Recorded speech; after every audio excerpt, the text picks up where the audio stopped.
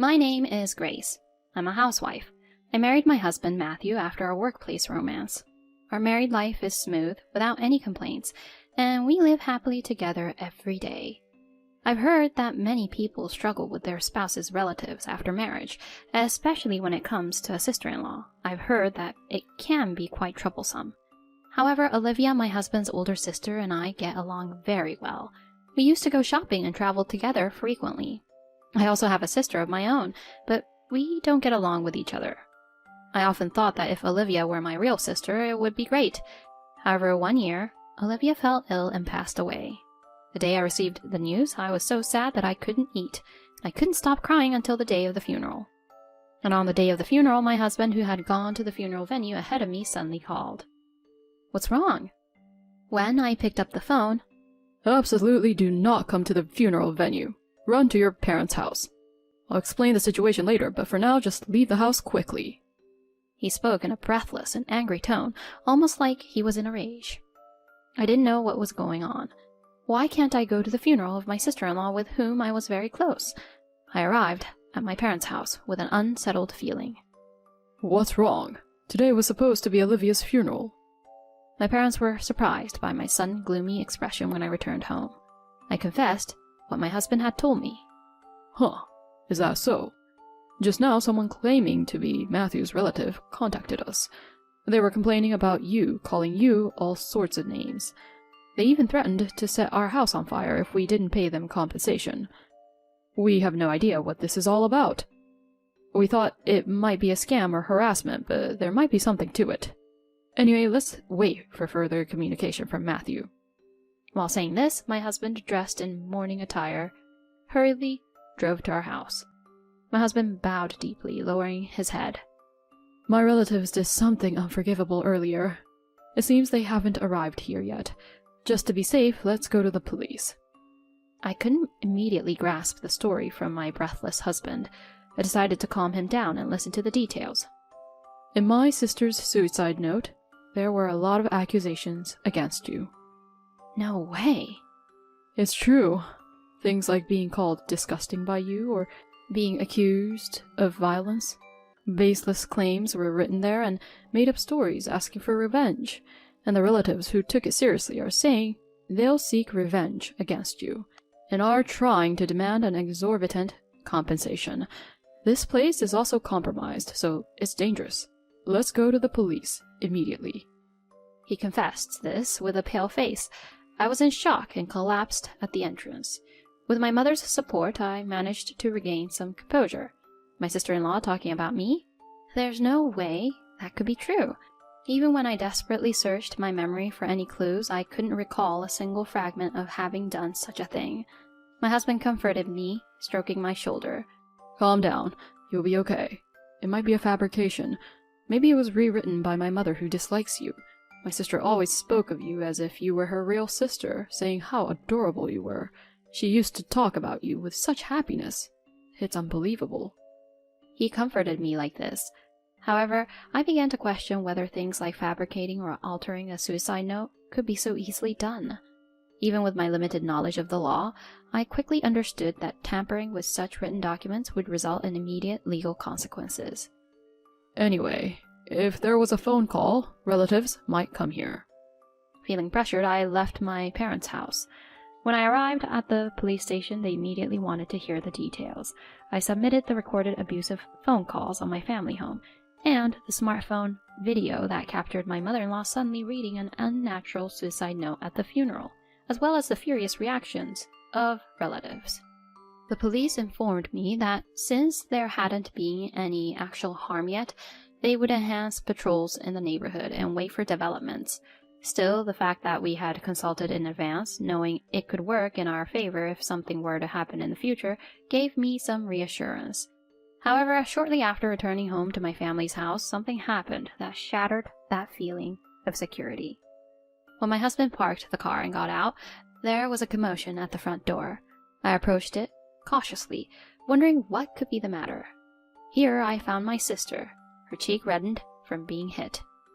"It's all your fault." There were the angry shouts of unfamiliar middle-aged men and women. On the ground, my father's beloved golf club lay broken, and fragments of vases and ornaments were scattered around. It was likely that while we were discussing the matter with the police, my husband's relatives had unexpectedly stormed my family's house. Hey everyone! My wife really hasn't done anything. And hurting my wife's sister? I'm calling the police. In a fit of anger, my husband called the police. At his words, it was evident that the individuals who seemed to be uncles and aunts momentarily hesitated. Oh, sister?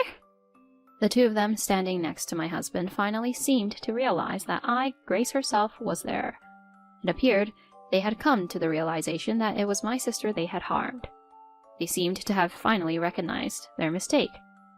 She's a vindictive woman, just as the suicide note suggests, preparing a doppelganger. How could you bully Olivia, whom we've cherished since childhood? It's because of you that she suffered mentally and her illness progressed. And they continued to blame me, trying to approach me once again with a golf club in hand. However, realizing the seriousness of the violence towards my sister and the sound of things being destroyed at the front door, my father rushed in and grabbed his uncle's hand, shouting at him. Not content with just making rude phone calls, how dare you raise your hand to my eldest daughter? I had never seen such a frightening look from my normally gentle father. I couldn't help but shudder at the sight of him. My aunt and uncle were not convinced, and my father and them had a long struggle. Eventually, the police arrived.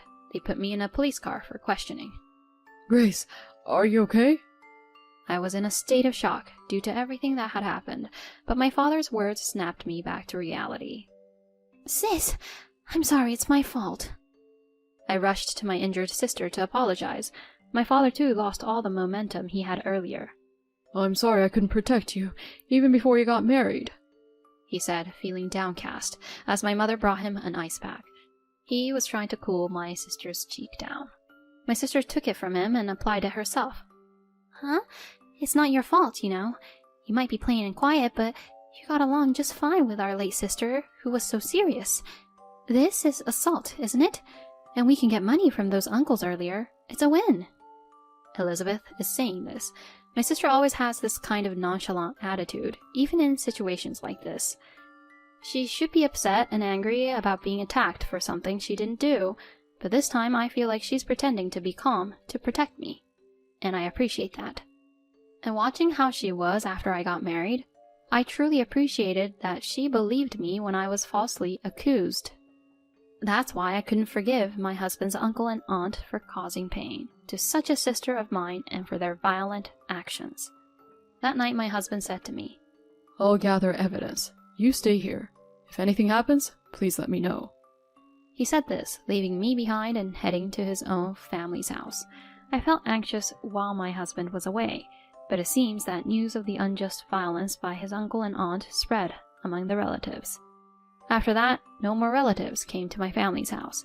In the following days, we arranged a meeting. My parents, sister, husband, and in-laws, and several relatives, including my uncle and aunt, gathered at my husband's family home. It was a slightly spacious house. My uncle and aunt seemed to have a somewhat better understanding of the situation, but they still seemed to believe that they were in the right. If you admit to the bullying mentioned in the suicide note, we'll forgive you from now on. So please, don't file a damage report either.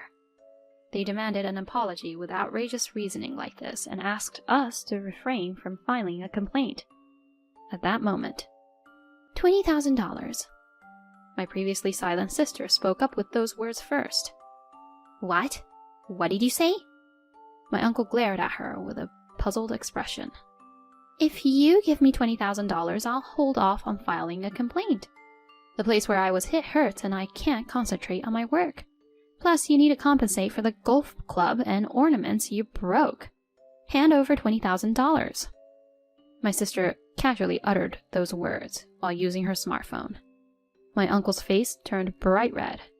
What did you say? Is there such a ridiculous story just because she slapped someone once? How audacious. If a sister is a sister, then an older sister is an older sister. They berated in such a manner. To top it off, they turned to my parents and said, Raising such shameless sisters. Don't you feel ashamed as parents? They vented their frustration. My mother was calm, but firm. With all due respect, both sisters are adults. They should be expressing their opinions as individuals, not as children. Isn't it natural to respond to a rude person with rudeness? I cannot fully comprehend the fear and pain you felt when you were suddenly struck by them. I can't understand that anger since I've never experienced it. She replied quietly. Honestly, isn't the will more problematic than me? My sister spoke again, seeming to have no interest in her own situation. She yawned and casually asked, perhaps because the will, which could have been tampered with, had caused my husband's relatives to act outrageously. About that, it was indeed done by you, Mom, right? My husband turned to his own mother and questioned her. My nervous-looking mother-in-law, who had been restless for a while, flinched. I'm losing memory. My recollections are so unclear. She tried to excuse herself with a somewhat placating tone. Ignoring that, my husband unfolded a piece of paper. This is my sister's real will. The location where my mother hid it was written in my mother's diary, and I searched and found it. Someone fabricated a will full of lies, making it sound real and fooled our relatives. Who's the fool here? My husband suppressed his anger and spoke in a voice filled with disappointment. My mother, in her diary, she wrote cruel things like, "It would be better if my son's wife had replaced his sister." She wrote cruel things without any hesitation. I can't consider her my mother anymore. My husband stared at his biological mother with a cold gaze. My mother-in-law's words gradually faded in front of that gaze, and in the end she was sobbing. My father-in-law, who had been quietly listening to the situation, spoke up. It's my responsibility for not seeing what kind of person she really was. Son, you don't need to have anything to do with this house and our relatives ever again. Live happily, far away. From now on, I will monitor her and ensure that you don't have to see her. It's the least I can do to make amends. My husband nodded in response to these words, and then turned to the silent uncle and aunt. Please, go ahead and pay the $20,000 that were offered earlier. Otherwise, I will indeed file a police report with all the evidence we have. I would prefer that, but it seems to be your preference. My aunt and uncle shook their shoulders and glared at my sister. $20,000 to such an ill-mannered girl. Yay! I can buy bags from Louis Vuitton and Callaway golf clubs. Lucky! My sister had a triumphant expression, grinning broadly. Although I disliked some aspects of my sister's personality, this time I felt that her happiness wasn't just innocent joy. Our father's cherished golf club had been broken, our mother's carefully arranged vase was shattered, and I had been unjustly dragged into this absurd trouble. As a family of three, we were left stunned, and it seemed like she intentionally used rude language without any concern for our feelings. Despite the scene, my mother-in-law clung to my husband's legs, crying. You're all I have left. Only you, my beloved son. However, my husband's heart remained firmly closed. So does my sister not matter at all to you? The will was switched, wasn't it? That's right, isn't it? No. Listen to your mother. Can we please stop this already? How much more of an ugly person can you be? My father-in-law, still trying to assert his point, delivered a stern reprimand to my mother-in-law. I can't stand this anymore. Let's all go. Okay, let's leave the discussion about money for another day. Goodbye. My sister rose swiftly, seemingly scornful of our mother-in-law, and walked past the confused relatives who had discovered my mother-in-law's lies. With a confident stride, she headed for the front door. My parents followed her, and my husband, taking my bewildered hand, led me out of the house. At that moment, my husband said, Even though she's like that now, she used to be a normal mother back in the day. When we came home from school, she used to give snacks to me and my sister. I won't return to this house anymore, so I feel a bit lonely. I still remember him smiling a complicated smile. A week later, as my emotions gradually settled, I decided to ask my husband about the real will. Actually, I had planned to wait until you could smile more freely. Matthew brought out the real document and spread it out. I love Grace, it began. I've gone through a tough battle with illness with frequent hospitalizations. Unlike my mother's feelings for my younger brother, I felt that my mother's concern for me was thinner. My father's kindness was always evident, but Grace, a woman close to my age, was the one who understood me the most. Because Grace has become my emotional support, I can feel every day that I can keep on living, even when it's tough. My parents have significant assets, so I want all my inheritance to go to Grace and Matthew. My mother would likely spend it all quickly, but my father would likely understand. I hope this can be the foundation of your happiness. I couldn't help but hold that will close and cry. Just let it all out today. My husband comforted me by putting his arm around my shoulders. From that day on, I decided to cherish the memory of my sister-in-law and live with a smile. I'll keep her legacy safely stored away until the day I can use it. Afterward, my sister settled with my husband's uncle and aunt for $20,000.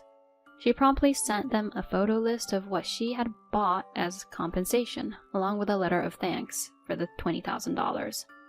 It was truly her way of handling things, but perhaps it was not enough to alleviate the pain of the real beating she had endured. On a side note, through this experience, my relationship with my sister improved slightly, and she started inviting me to have meals together more often. As for our in-laws, my mother-in-law suffered a mental breakdown and aged rapidly. She became delusional, often mistaking complete strangers for me. Matthew left because of you. It seems it even turned into a police matter. Despite it being her first offense and her mental state being taken into consideration, my mother-in-law was widely known as a dangerous individual.